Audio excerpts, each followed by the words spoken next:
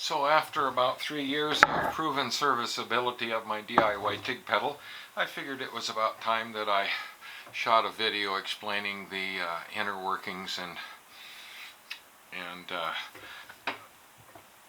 my conception of how to just really reduce a Tig pedal down to the most simplest basics. And I think I've achieved that goal. I started out by mounting components on a 3/4 inch pine board for the base, and I chose wood just to facilitate ease of assembly, because now my components can be just screwed to the wood base, and rather than drilling and tapping and welding pieces together, I chose a 1/4 inch aluminum plate for the sides of the pedal housing, because that's what I had when looking around for scrap parts. I used pulleys.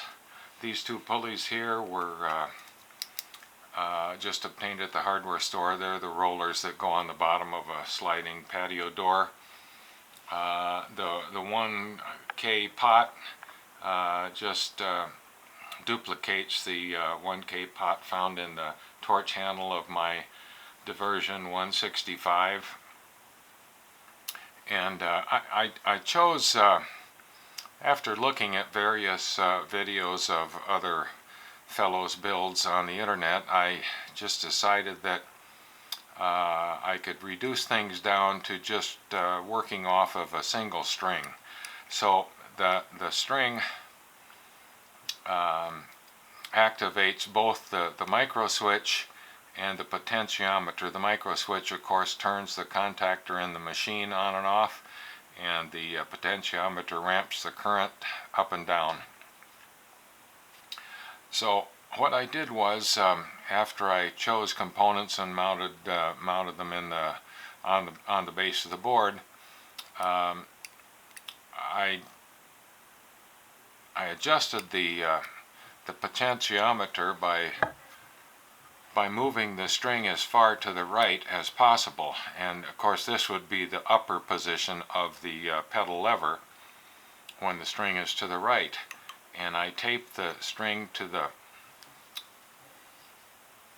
end of the housing, and then I slid this little ferrule here down to activate this lever right here.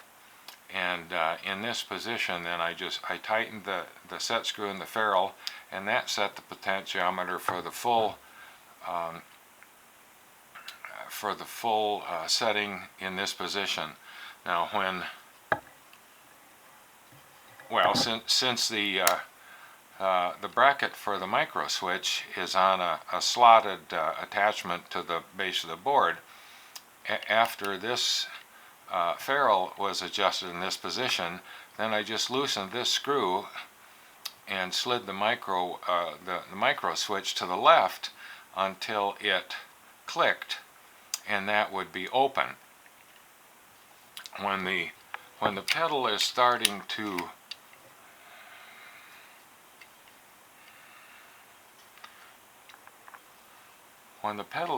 be depressed, then the ferrule leaves the lever controlling the micro switch, and the micro switch closes, and that closes the contactor in the machine, and we get current flow.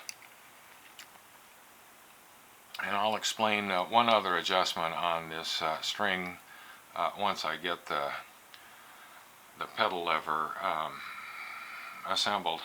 I also, I have an RJ45 jack here, which accommodates my 14-foot long Cat 5e cable, which connects the pedal to the machine.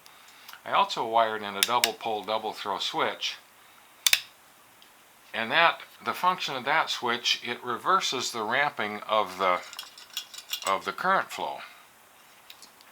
So normally when the pedal is in the normal start forward position with the switch, then the pedal works normally. When you touch the switch, the current ramps up with the pedal deflected downward.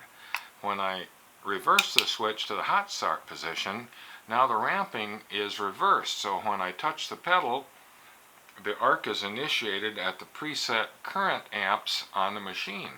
And that is particularly helpful for bump welding or tacking. Of course, most of the time the switch will be in the forward position and the pedal just operates normally as one would expect. So when assembling everything together, I just place these two springs in position.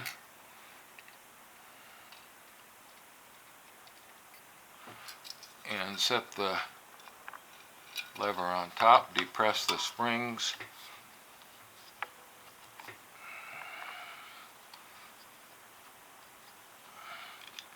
Insert the hinge screws.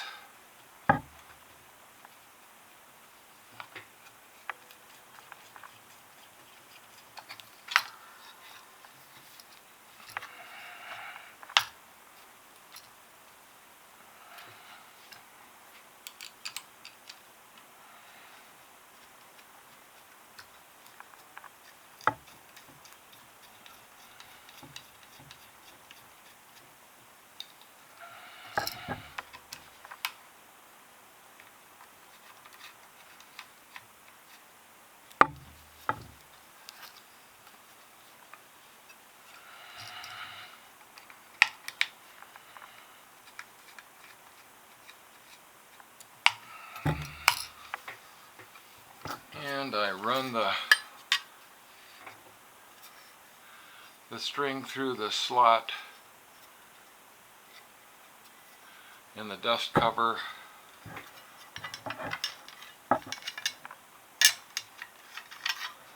Slide the dust cover in position. Run the string up through the hole in the front of the pedal.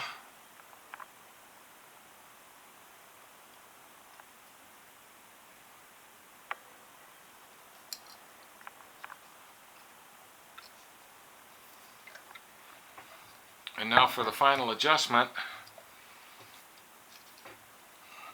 I simply pull the string until I hear the micro switch click. That means the micro switch is open, and I run the string underneath the washer and tighten the screw, and it's ready to weld. Now, as it turned out, the force to deflect the pedal downward is about 4 pounds, and that would correspond to what Mr. Tig in his video that I watched the other night would say would probably be just about ideal for a pedal resistance. That just turned out to be dumb luck on my part. I just picked 2 springs out of the drawer at the hardware store that I thought would work. And then lastly, and by the way, this is since I have eliminated all gears and whatnot in the assembly of the pedal, its operation is just very smooth from start to finish, with no resistance other than the resistance from the springs. And I incorporated LRFs on the bottom. These are rubber stoppers from the tops of soft contact lens vials. The weight of the pedal in conjunction with LRFs makes it very stable, and it doesn't slide at all across the garage floor when in operation. And that's about it.